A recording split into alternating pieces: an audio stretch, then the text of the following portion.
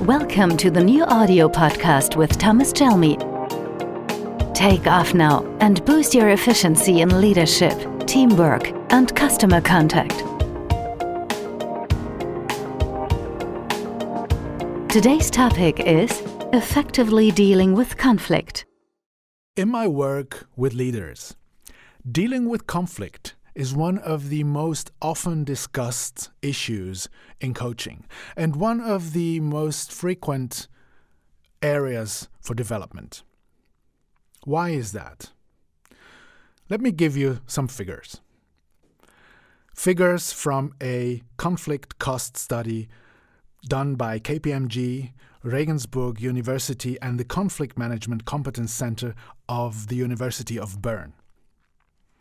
They found out that 10 to 15% of time in organizations is absorbed by conflict management. That 30 to 50% of the time of leaders is absorbed by conflict and its consequences. That fears and uncooperative behavior create expenses of approximately 30 billion euros per year. That escalated conflicts generate a cost of 60,000 euros per case. And that 35 to 40% of profits in the economy are destroyed by frictional losses and conflict.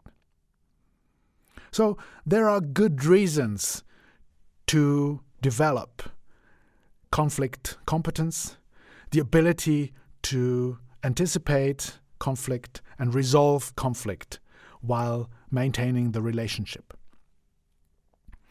Because conflict can be both a risk and an opportunity.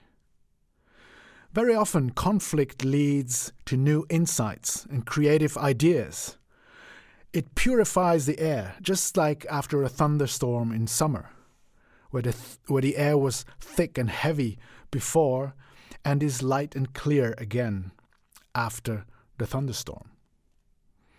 The same can be experienced whenever a conflict has been resolved in a respectful, appreciative, and solution-oriented way. At the same time, however, conflict can escalate into a futile, vicious circle with a lot of collateral damage. It therefore makes a lot of sense to recognize conflict at an early stage and to approach them decisively and handle them decisively. Or in other words, put the fish on the table. If you look at conflict as if they were fish under the table, and you leave them there, even if they are small fish only, what happens after a while?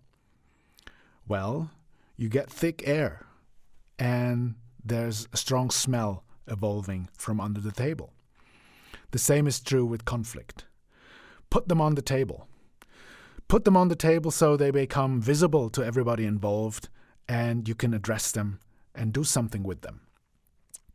So, recognizing early symptoms of conflict, early warnings of conflict, is crucial to resolving or even avoiding conflict.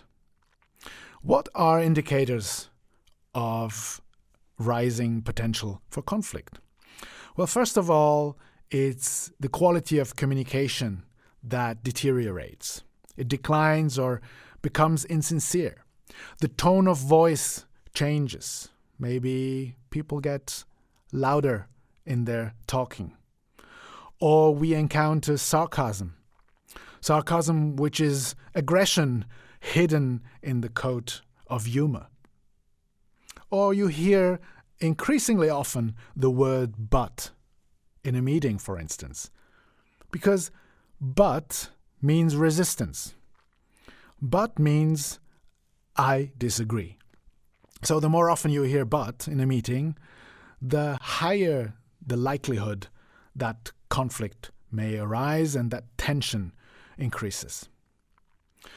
Often a shared goal is being lost sight of. The perception gets increasingly biased and distorted.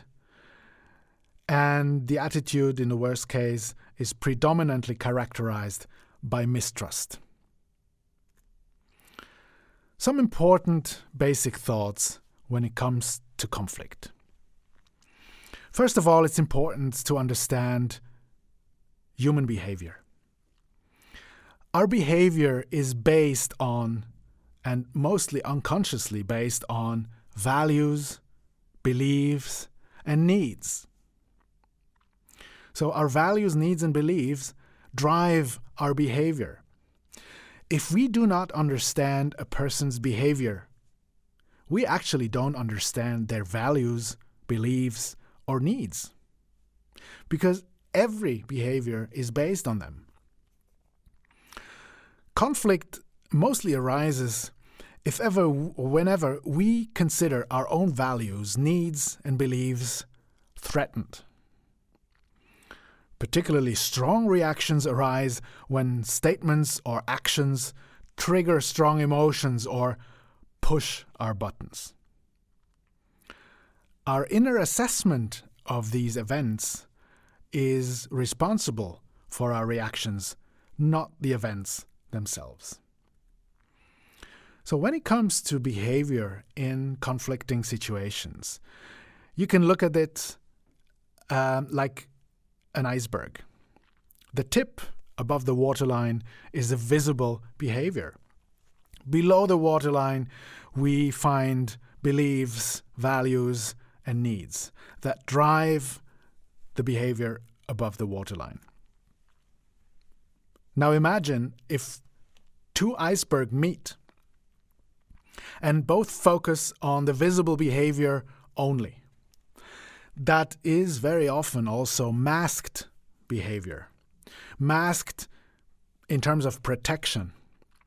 We build walls around ourselves because we want to protect ourselves.